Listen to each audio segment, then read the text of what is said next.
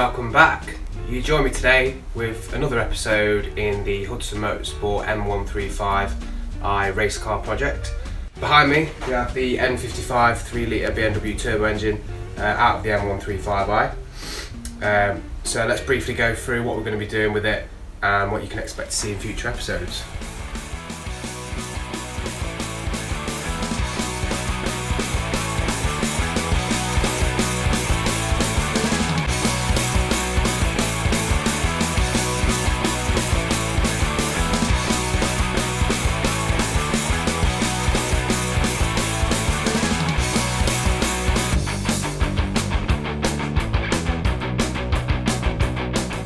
We're going to be stripping a few external parts off the engine to make it a bit easier to move around.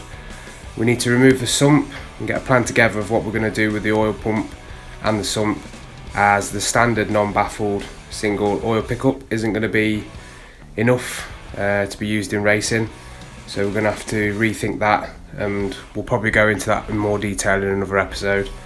We need to remove the turbo, which we'll probably be doing today, so that we can do the actuator arm mod. I don't know if you can see that.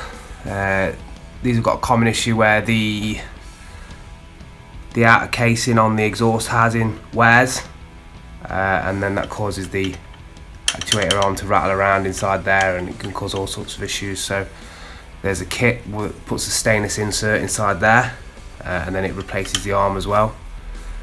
So we'll be doing that.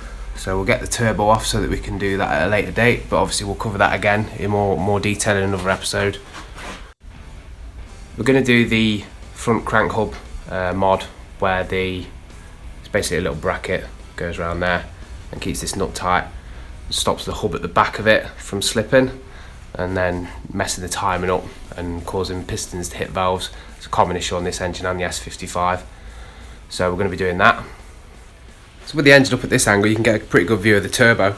You can't really see the turbo in the car, so obviously it's a lot easier to get it on an engine stand. Got really good access to everything now. To get this turbo off in the car would be a nightmare of a job, especially with all these manifolds, studs that you can't even see.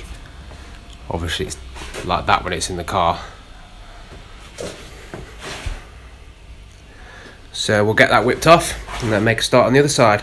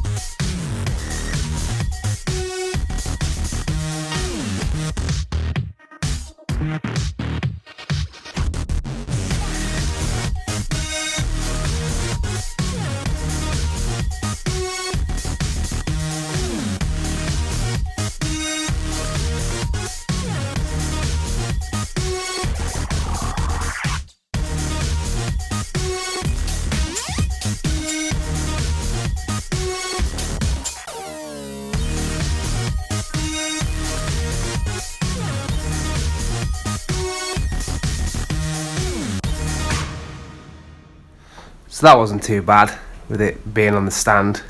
I can imagine that this would be an absolute nightmare in the car. If any of you are attempting to do it in the car, one top tip that I can give you is just make sure, well, I got all the bolts off the turbo, thought it was going to come off.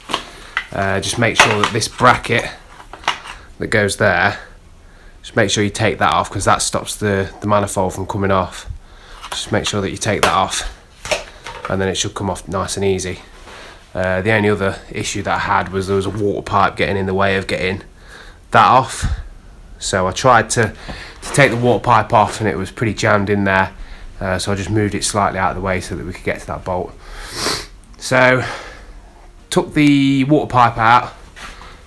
You can see the inside of the water galleries now. It looks really clean in there.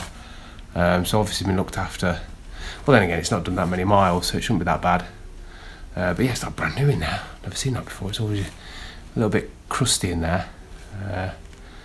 And then looking at the exhaust ports, it looks like it's probably been blowing slightly on the manifold. on number 6 and number 1.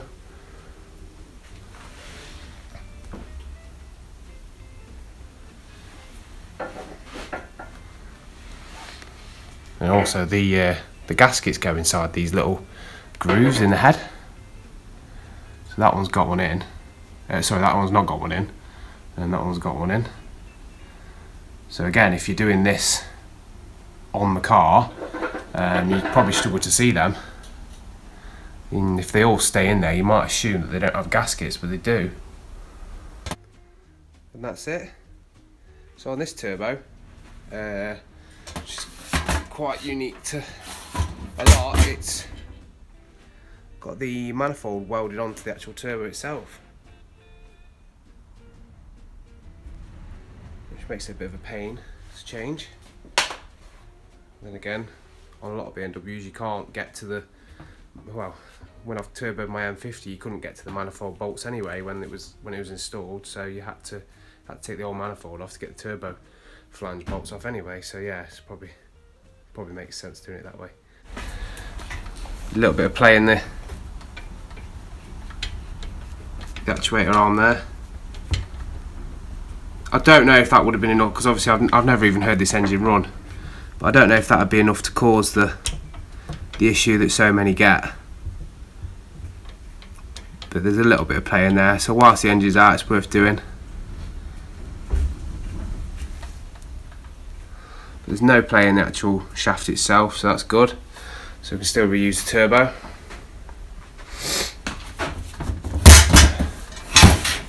You can see as well, it was blowing quite badly there. And this is even worse. The gasket's still on there, look. So we'll get a full set of them.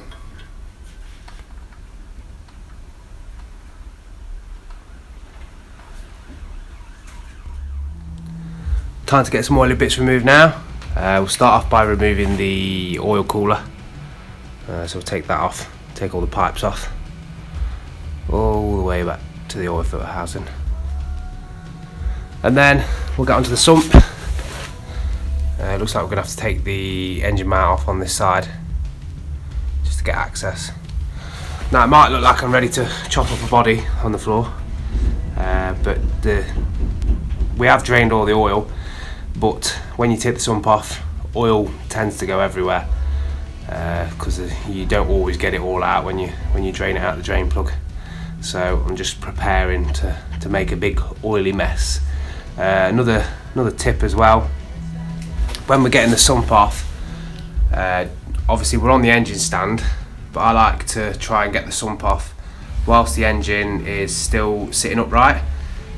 Reason for that is if there's any shards of metal in the sump or anything at the bottom end, you want to try and get them out first before tipping the engine upside down and sending all the rest of the stuff to the top of the engine. We're not going to be stripping the top end of the engine down on this. We're just going to be doing the sump. So we don't really want to be, if there is any foreign objects in the sump, we don't really want to be sending them up into the head and then not knowing. So we'll get the sump off whilst it's sitting upright, and then we'll flip it over.